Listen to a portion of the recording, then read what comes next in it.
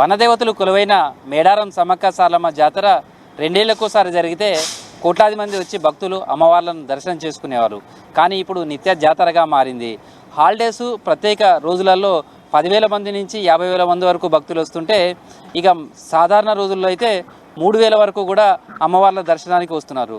ఒకప్పుడు జాతర సమయంలో మాత్రమే ఫెసిలిటీస్ కల్పించడం కావచ్చు, అభివృద్ధి పనులు చేసేవారు. కానీ ఈసారి రాష్ట్ర ప్రభుత్వం శాశ్వత ప్రాతిపదికన ఇక్కడ ఉన్నటువంటి సౌకర్యాలు కల్పించాలనేది భావించింది. అందులో భాగంగానే మేడారం జాతరను పూర్తిగా కోట్లాది రూపాయల నిధులతోటి సంసిద్ధం చేస్తుంది.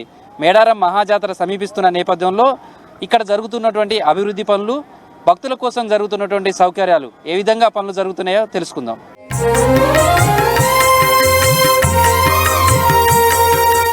కుగ్రామంగా ఉన్న మేడారం 2 ఏళ్లకోసారి మెట్రోపాలిటన్ సిటీగా మారుతుంది.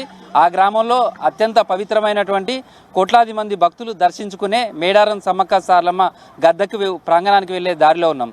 అయితే మనం ప్రస్తుతం ఇక్కడ నిలిచి ఉన్నది గతంలో ఉన్నటువంటి ప్రధానమైనటువంటి ద్వారం. ఇక్కడి నుంచే ఆర్చి నుంచే భక్తులంతా కూడా లోపలికి వెళ్ళేవాళ్ళు. అయితే ఇప్పుడు వచ్చిన భక్తులు కావచ్చు, మరొక 4 రోజుల తర్వాత వచ్చేటటువంటి భక్తులకైతే అసలు ఇక్కడ మేడారాన్ని గుర్తుపెట్టే పరిస్థితి ఉండదు.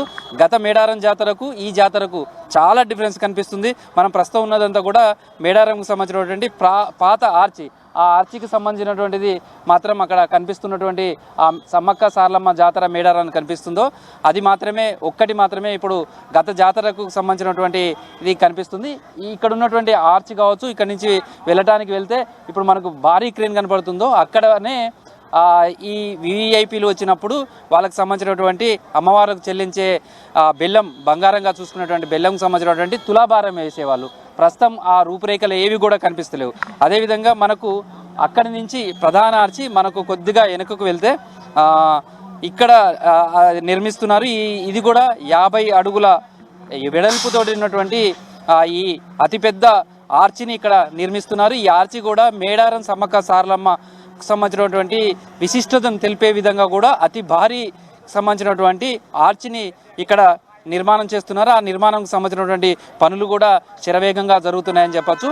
అనేక అభివృద్ధి అంటే మొత్తం మేడారంకు సంబంధించిన ఒక మాస్టర్ ప్లాన్ రూపొందించారు. ఆ మాస్టర్ ప్లాన్ ప్రకారం ఈ గద్దెలకు సంబంధించినటువంటిది కావచ్చు, అదేవిధంగా మొదటి ఆర్చి దగ్గర నుంచి కూడా అన్ని రూపురేఖలు కూడా మారుస్తున్నారు. అందులో భాగంగానే ప్రధాన ఆర్చికి సంబంధించినటువంటిది కూడా నిర్మాణం జరుగుతుంది. మనం ఇదే ఆర్చి నుంచి ఎదురుగా చూస్తే చిలకలగట్టుకు వెళ్ళేటువంటి దారి సమ్మక్క కొలువైనటువంటి ప్రాంతం. అక్కడి నుంచే సమ్మక్కను ఈ మార్గం గురించిగానే తీసుకొస్తారు. అలాంటి ఆర్చి అక్కడి నుంచి చూసినా కానీ అమ్మవారి సంబంధించినటువంటి ప్రాంగణం, ఆ ఆర్చిలు కూడా కనిపడే విధంగా కూడా దీన్ని అత్యంత అద్భుతంగా తీర్చిదిద్దుతున్నారు. జాతరకు వచ్చిన భక్తులు కుటుంబ సమేతంగా వస్తారు.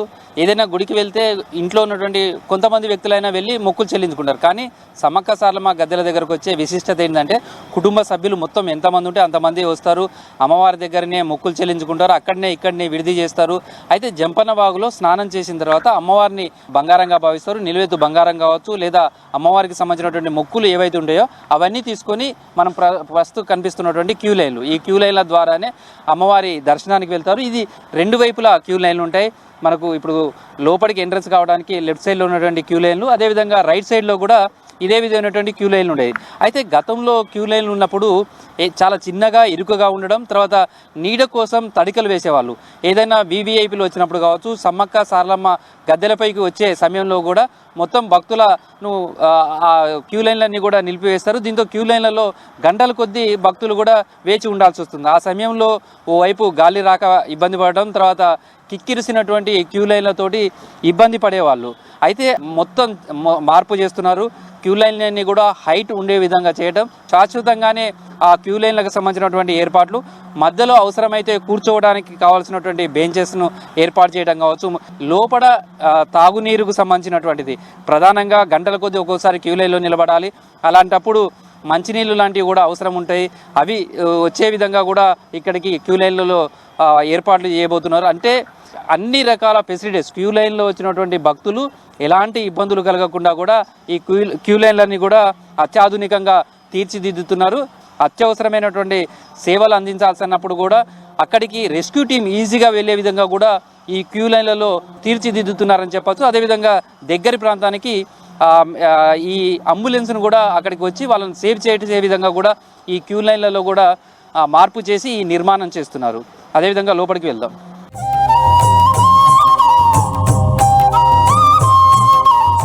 మేడారంలో జరుగుతున్న అభివృద్ధి పనులపై భక్తులు ఏమనుకుంటున్నారు, గతంలో వచ్చినప్పుడు మేడారం ఎలా ఉంది, ప్రస్తుతం మారిపోయినటువంటి మేడారం ఏ విధంగా ఉందో తెలుసుకుందాం. అమ్మ, మీరు గతంలో వచ్చారా మేడారం? వచ్చామండి. ఎప్పుడు వచ్చారు? 2 years బ్యాక్ వచ్చాము. 2 years బ్యాక్ వచ్చినప్పుడు ఈ మేడారం పరిసర ప్రాంతాలు ఎట్లా ఉన్నాయి, ప్రజెంట్ మేడారం ఎట్లా ఉంది? చాలా డెవలప్మెంట్ ఉంది, అంతే బాగా పనులు జరుగుతున్నాయి. గుర్తుపట్టేటట్టుందా? గుర్తుపట్టేటట్టు లేదు, చాలా పనులు జరుగుతున్నాయి.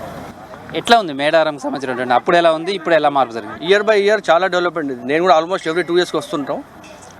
ఎవ్రీ టైం న్యూ డెవలప్మెంట్ ఉంది. ఇప్పుడు అప్రోచ్ రోడ్ ఆల్మోస్ట్ 2 hoursలో మేము రీచ్ అయిపోయాం వరంగల్ నుంచి. చాలా డెవలప్మెంట్స్ ఉన్నాయి. సో ఇప్పుడు నెక్స్ట్ మేడారం మహాజాతర వచ్చే సమయంకి వచ్చే భక్తులు ఇది చూస్తే లాస్ట్ టైం వచ్చిన వాళ్ళు ఈసారి వచ్చిన వాళ్ళకు ఎట్లా ఉంటుంది, వాళ్ళకి డిఫరెన్స్ కనిపిస్తుంది? చాలా డిఫరెన్స్ ఉంది, గుర్తుపట్టకుండా ఉంది. జస్ట్ లైక్ ఇప్పుడు యాదగిరిగుట్ట మొత్తం ఎట్లా చేంజెస్ అయిపోయినాయి, మాకు కూడా అదే విధంగా అనిపిస్తుంది. అసలు అప్రోచ్ రోడ్ ఈ డెవలప్మెంట్ చూస్తుంటే అసలు న్యూ లుక్ ఉంది కంప్లీట్. చాలా బాగుంది. ఎట్లుందమ్మా మేడారం? చాలా బాగుంది. ఇంత ఉంటుందని అనుకోలేదు. చాలా డెవలప్ ఉంది. యాదగిరిగుట్టలా కనిపిస్తుంది. మేము ముందు వచ్చినప్పుడు ఏం లేకుండే, ఇప్పుడు చాలా డెవలప్ ఉంది. ఎట్లా ఉంది మీకు ఈ మేడారం మీద అంతా? ఓకే, చాలా బాగా డెవలప్మెంట్ ఉంది ఇప్పటికైతే. నేను కూడా లాస్ట్ 2 years బ్యాకే వచ్చినాను. అప్పటికి ఇప్పటికి చాలా డిఫరెంట్ ఉంది. ఓకే, ఏం చేంజ్ అనిపిస్తుంది మీకు ఇక్కడ, అంటే ఇక్కడ మేడారంకి వచ్చినప్పుడు? రోడ్డు డెవలప్మెంట్ ఉంది బాగా. ఇప్పుడు పని నడుస్తున్నాయి, చాలా ఫాస్ట్గానే నడుస్తుంది అనుకుంటాం. మా పూజలు అప్పటి వరకు అయితే అయిపోతాయి, ఆల్మోస్ట్ పని అయిపోతుంది అనుకుంటా. సో భక్తులు కూడా దీన్ని ఆహ్వానిస్తున్నారు. ఇప్పుడు జరుగుతున్న డెవలప్మెంట్ తోటి అయితే మరింత మార్పులు జరుగుతున్నాయి. ఇదంతా కూడా వచ్చే భక్తులకు ఫెసిలిటీస్ కల్పించడానికి అవకాశం ఎక్కువ ఉంటుందనే అభిప్రాయం వాళ్ళలో వ్యక్తం అవుతుంది. పనులు కూడా చాలా స్పీడ్గా జరుగుతున్న అభిప్రాయాన్ని కూడా వాళ్ళు వ్యక్తం చేస్తున్నారు.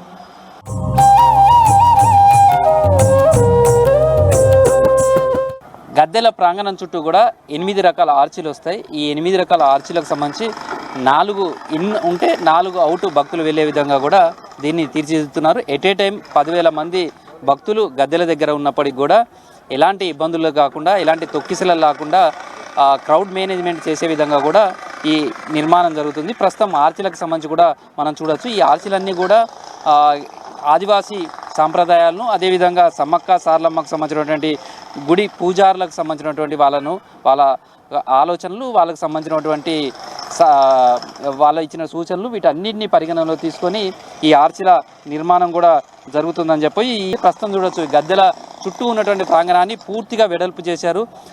దాదాపు ఒకవైపు పొడుగులో చూస్తే 100 feet వరకు, అదేవిధంగా వెడల్పులో 40 feet వరకు కూడా ఈ గద్దెలకు సంబంధించినటువంటి ప్రాంగణం వెడల్పు చేశారు. ఇవంతా కూడా ప్రస్తుతం ఈ గద్దెల ప్రాంగణ ప్రధాన ద్వారాలు గతంలో 4 ఉంటే, గతంలో అవి 2 ఎంట్రన్స్ 2 ఎగ్జిట్ వరకు ఉండే, కానీ ఈసారి వాటిని 4గా మార్చారు.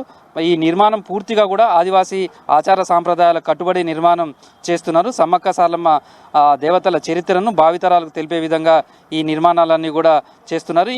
మొత్తంగా చూస్తే ఇదంతా కూడా పూర్తిగా గ్రానైట్ తోటి నిర్మాణం జరుగుతుంది. ఆదివాసీలకు సంబంధించినటువంటి సమ్మక్క గేట్ దగ్గర ఉంటే సమ్మక్కకు సంబంధించినటువంటి వంశం పూజారులు ఏ విధమైనటువంటి ఆచార వ్యవహారాలు, వారికి సంబంధించినటువంటి వాయిద్యాలు కావచ్చు, వారికి సంబంధించినటువంటి జంతువులు సంబంధించినటువంటివి కావచ్చు, వీటన్నిటిని కూడా ఈ ఆర్చి పైన ఉండే విధంగా కూడా వీటన్నిటిని కూడా తీర్చిదిద్దుతున్నారు. ఇదంతా కూడా ఇతర రాష్ట్రాలలో ఈ గ్రానైట్ను తీసుకుని గ్రానైట్ మీదనే పూర్తిగా వీటన్నిటిని కూడా చెక్కి ఇవన్నీ కూడా ఇక్కడికి తీసుకొచ్చారు. గద్దెల ప్రాంగణం మొత్తం కూడా ఇట్లా గ్రానైట్స్కి సంబంధించినటువంటి స్టోన్ తోటే మొత్తం ఈ నిర్మాణం అంతా కూడా జరుగుతుంది. 2 అతి భారీ క్రేన్లను తీసుకొచ్చారు. ఆ అతి భారీ క్రేన్ల ద్వారా ఈ ఆర్చీలకు సంబంధించినటువంటి నిర్మాణం అంతా కూడా కొనసాగుతుందని చెప్పచ్చు. అయితే సేమ్ టైంలో సమ్మక్క సారలమ్మ గద్దెలను ఎక్కడ మార్చడం లేదు, కానీ గద్దెలకు చుట్టూ ఉన్నటువంటి దాని మీద ఆధునీకరిస్తున్నారు, దాన్ని డెవలప్ చేసే ప్రయత్నం చేస్తున్నారు. ప్రస్తుతం సమ్మక్క సారలమ్మ దగ్గర ఉన్నటువంటి గద్దెల దగ్గర కావచ్చు, అదేవిధంగా పగిడిద్దరాజు గోవిందరాజులకు సంబంధించిన గద్దెలు కూడా ఒకే లైన్లో ఉండేటట్టుగా తీర్చిదిద్దబోతున్నారు. అక్కడ జరుగుతున్న నిర్మాణ పనులను కూడా చూద్దాం.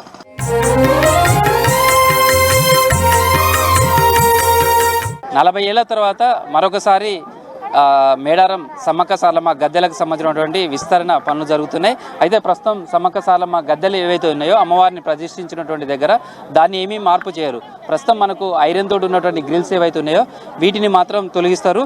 ప్రస్తుతం ఇక్కడ బేస్మెంట్ ఎక్కడి వరకు అయితే పెంచారో మనం కనిపిస్తుందో ఇక్కడ వరకు అంటే దాదాపు 7-8 ఫీట్ల వరకు కూడా తీసుకొచ్చారు. ఆ 8 ఫీట్ల దగ్గరకు వచ్చేసరికి ఇక్కడ కూడా ఈ వీటికి సంబంధించి గ్రానైట్ తోటి చేసినటువంటి ఆర్చిలే చుట్టూ వస్తాయి. 8 ఆర్చిలను ఈ గద్దె చుట్టూ కూడా నిర్మాణం చేస్తారు. వాటి మధ్యలో కూడా గ్రానైట్కి సంబంధించినటువంటి వాటితోటే పూర్తిగా నిర్మాణం చేస్తారు. ఇవంతా కూడా ఇక్కడి నుంచి ఈ పనులన్నీ కూడా పూర్తయితే దీంతో అమ్మవారికి సంబంధించినటువంటి గద్దె వెడల్పు పెరుగుతుంది. అమ్మవారికి సంబంధించినటువంటి గద్దెకు మాత్రం ఎక్కడ ముట్టుకోరు, కానీ చుట్టూ ఉన్నటువంటి ప్రదేశాన్ని మాత్రమే వెడల్పు చేస్తారు. దానికి సంబంధించినటువంటి నిర్మాణమే ఇదంతా కూడా చూస్తూ అమ్మవారికి సంబంధించినటువంటి ఈ సమ్మక్క గద్దె ఇది. ఈ గద్దె చుట్టూ కూడా ఇప్పుడు మనకు కనిపిస్తున్నటువంటి ఈ చుట్టూ కూడా వస్తుంది. ఇక్కడనే 8 పిల్లర్స్ తోటి గ్రానైట్ తోటి వాటిని ఏర్పాటు చేస్తారు. అక్కడి నుంచి మాత్రమే మధ్యలో కూడా గ్రానైట్ తోటి ఇదంతా కూడా ఫుల్ఫిల్ చేస్తారు. ఇప్పుడు సారలమ్మ గద్దె దగ్గర ఉన్నాం. ఇక్కడ కూడా సమ్మక్క గద్దె చుట్టూ ఏ విధమైనటువంటి గ్రానైట్ తోటి వెడల్పు చేసి అభివృద్ధి చేస్తున్నారు. సేమ్ టైం ఇక్కడ కూడా అదే విధమైనటువంటి అభివృద్ధి జరుగుతుంది. గద్దెను మాత్రం మార్చారు, కేవలం చుట్టూ ఉన్నటువంటి ప్రాంగణాన్ని మాత్రమే వెడల్పు చేస్తారు. అది కూడా ఈ పరిసర ప్రాంతంలోనే ఐరన్ గ్రిల్ మొత్తం కూడా వెళ్ళిపోతుంది. ఇక్కడ గ్రానైట్ తోటి వస్తుంది. సేమ్ ఆ పిల్లర్లు కూడా కనిపిస్తున్నాయి. ఇలాంటి 8 చుట్టూ గద్దె చుట్టూ కూడా గ్రానైట్కి సంబంధించినటువంటి పిల్లర్లను తీసుకొస్తారు. ఇక్కడనే పాలరాతితోటి చెక్కినటువంటి ఆ గ్రానైట్కి సంబంధించినటువంటి వాటి అన్నింటినీ కూడా తీసుకొచ్చి ఇక్కడ పెడతారు. అయితే ఈ గద్దెలపైకి వచ్చిన తర్వాత సమ్మక్క సారలమ్మ ఇలా ఒకే లైన్లో ఉంటారు. ఆ లైన్లో ఉన్నటువంటి వాళ్ళని దర్శించుకున్న తర్వాత మళ్ళీ టర్న్ అయితే మాత్రమే పగిడిద్దరాజు గోవిందరాజులు ఇద్దరిని దర్శించుకోవడానికి అవకాశం ఉంటుంది. చాలామంది 2 వైపుల భక్తులు వస్తారు కాబట్టి అటువైపు ఉన్నటువంటి భక్తులకు సమ్మక్క సారలమ్మను దర్శించుకోవడానికి మాత్రమే అవకాశం ఉంది, బయటికి ఎగ్జిట్ అవ్వాల్సి ఉంటుంది. అదేవిధంగా ఈ 2 వైపు ఉన్నటువంటి వాళ్ళు మాత్రమే పగిడిద్దరాజు గోవిందరాజులను కూడా అమ్మవారితో పాటు దర్శనం చేసుకోవడానికి అవకాశం ఉంది. దీంతో భక్తులలో కొంత నిరాశ, కొంతమంది ఈ పగిడిద్దరాజు గోవిందరాజులకు సంబంధించిన దేవుళ్ళ దర్శనం చేసుకోలేకపోతున్నామనే ఆవేదన ఉండేది. అలాంటి దాని నుంచి భక్తులకు ఇక ఆ అవకాశం లేకుండా చేస్తున్నారు. వచ్చినటువంటి భక్తులందరూ కూడా ఇటు సమ్మక్క సారలమ్మతో పాటు పగిడిద్దరాజు గోవిందరాజులు ఇద్దరిని కూడా దర్శించుకునే విధంగా కూడా ఒకే లైన్లో ఈ గద్దెలు ఉండే విధంగా కూడా మార్పు చేశారు. దానికి సంబంధించినటువంటి నిర్మాణమే ఇది. ఇక్కడనే పగిడిద్దరాజు అదేవిధంగా గోవిందరాజు అదేవిధంగా ఫస్ట్ మనకు కనిపిస్తేది గోవిందరాజులకు సంబంధించినటువంటి గద్దె ఇక్కడనే. సేమ్ టైంలో అక్కడ పగిడిద్దరాజుకు సంబంధించినటువంటి గద్దె. ఈ సేమ్ అదేవిధంగా సమ్మక్క సారలమ్మ చుట్టూ ఏ విధంగా 8 పిల్లర్స్ తోటి నిర్మాణం చేస్తారో సేమ్ అదే విధమైనటువంటి నిర్మాణం ఉంటుంది. ఇక్కడ కూడా గోవిందరాజులకు సంబంధించినటువంటి వంశానికి సంబంధించినటువంటి వాళ్ళు పూజించే విధానం, వాళ్ళకి సంబంధించినటువంటి చెట్లు కావచ్చు, వాళ్ళ జంతువులు, వాళ్ళ వంశానికి సంబంధించినటువంటి ఆదివాసీ ఆచారం, వాళ్ళ లిపికి సంబంధించిన కావచ్చు, వాటినే ప్రతిబింబించే విధంగా వాళ్ళ కల్చర్ను కనిపించే విధంగా ఇక్కడికి వచ్చిన వాళ్ళకి తెలిసే విధంగా కూడా ఈ 8 పిల్లర్లను చేసి దీని చుట్టూ కూడా గ్రిల్స్ వస్తాయి. మళ్ళీ అవి కూడా గ్రానైట్ తోటి వచ్చే గ్రిల్స్. ఇట్లా రావడం వల్ల సమ్మక్క సారలమ్మ అదేవిధంగా పగిడిద్దరాజు గోవిందరాజులు ఇట్లా 2 వైపుల నుంచి క్యూ లైన్లు ఉన్నప్పటికీ ఆ క్యూ లైన్లో వచ్చేటువంటి భక్తులంతా కూడా నలుగురిని దర్శనం చేసుకొని ఈజీగా బయటికి వెళ్ళే విధంగా కూడా చేశారు. మొత్తం ఎగ్జిట్స్కి సంబంధించి కూడా చుట్టూ గద్దెల చుట్టూ కూడా 4 వైపులా కూడా భక్తులు వచ్చే విధంగా క్యూ లైన్లు ఏర్పాటు చేశారు. సేమ్ టైంలో వీవీఐపీలు వచ్చినప్పుడు జరిగే కొన్ని రకాల ఇబ్బందులు కావచ్చు, అవన్నీ కూడా గతంలో ఉన్నటువంటి వాటన్నింటినీ కూడా ఈసారి అలాంటివి లేకుండా ఈ గద్దెలకు సంబంధించినటువంటి ఆధునీకరిస్తున్నారు. ఎట్ ఏ టైం 10,000 మంది భక్తులు 1 నిమిషంలో ఇక్కడికి వచ్చి వెళ్ళిపోయే విధంగా తీర్చిదిద్దుతున్నారు. ఈ 4 రోజుల పాటు 2-3 కోట్ల మంది భక్తులు వచ్చినా కానీ ఎలాంటి ఇబ్బందులు లేకుండా భక్తులకు కావాల్సినటువంటి అన్ని రకాల ఫెసిలిటీస్తో పాటు వాళ్ళలో భక్తిభావం ఉంటుంది. అమ్మవారిని దర్శించుకున్నామనే ఒక సంతృప్తిని అదంతా కూడా ఉంచే విధంగా కూడా ఈసారి మొత్తం మేడారంకి సంబంధించినటువంటి గద్దెల పరిసర ప్రాంగణాన్ని మొత్తం కూడా ప్రభుత్వం తీర్చిదిద్దుతుందని చెప్పుకోవచ్చు. Video journalist Dashrath, Krishnamohan, V6 news, Medaram Sammakka Saralamma గద్దెల దగ్గర నుంచి.